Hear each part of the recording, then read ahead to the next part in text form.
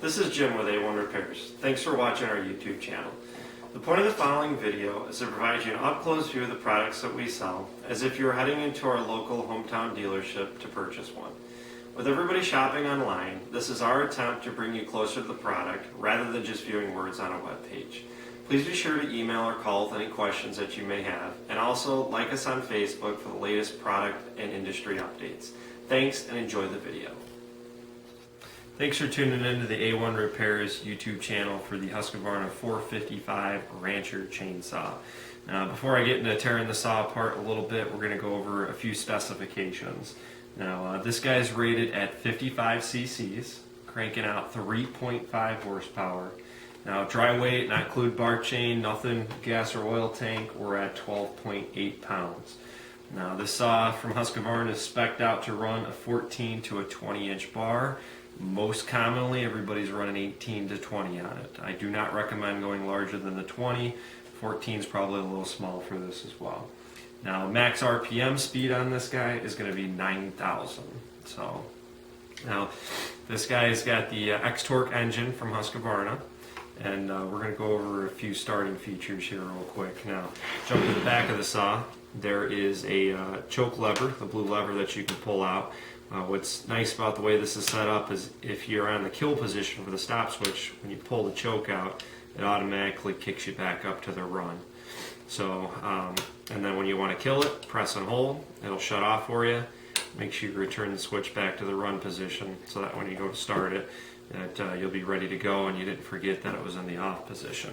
Now there's also a Purge primer right there to push all the air bubbles out of the fuel hose in order to get it started for easy starts. And there's also that black button right there, which is the decompression release. So it makes it much easier to pull the rope, and you can do that hot or cold whenever you go to start this guy. Now the Rancher comes with what I like to call a medium bar mount for the chainsaw bar.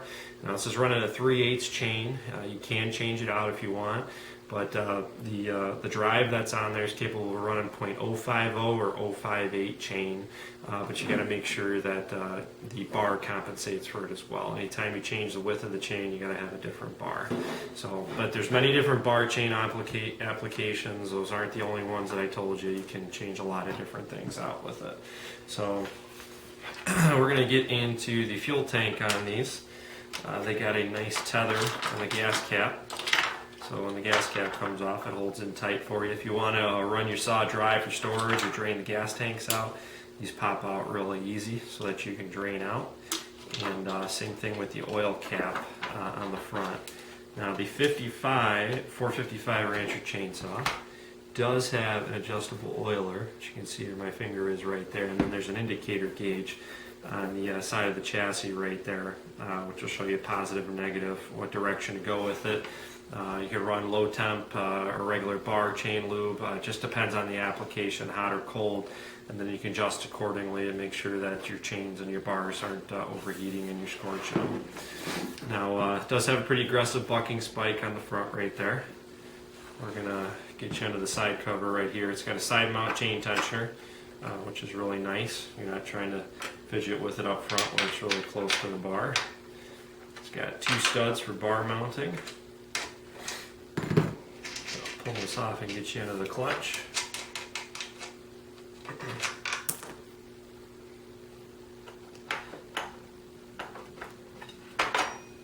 Now this has an externally mounted or an outboard clutch, as I'd like to call it. There's positive and negatives. You can get some of these saws where the clutch is actually on the inside. You know, personal preference, there's a lot of different arguments. The outside ones tend to keep the saw balanced a little bit easier.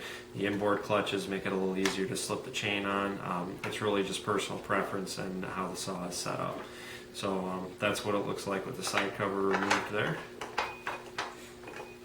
We're going to get that mounted back on.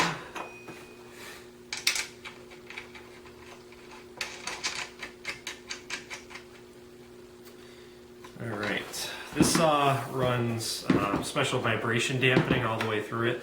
They got oscillation springs, which run on multiple points of the saw. And what's really nice about that is I'm going to hold the handles here, and you can see how I keep the handle stationary, but I can move the whole engine.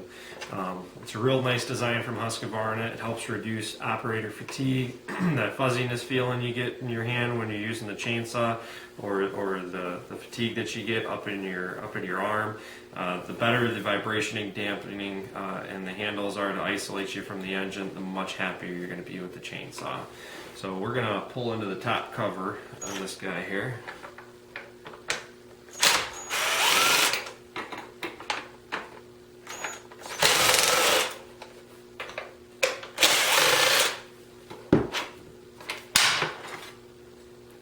Here's a picture of the top cover removed.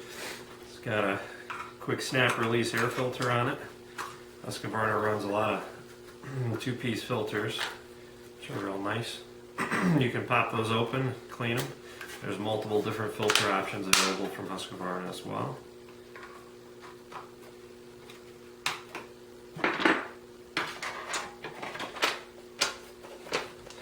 Cover mounted back on there.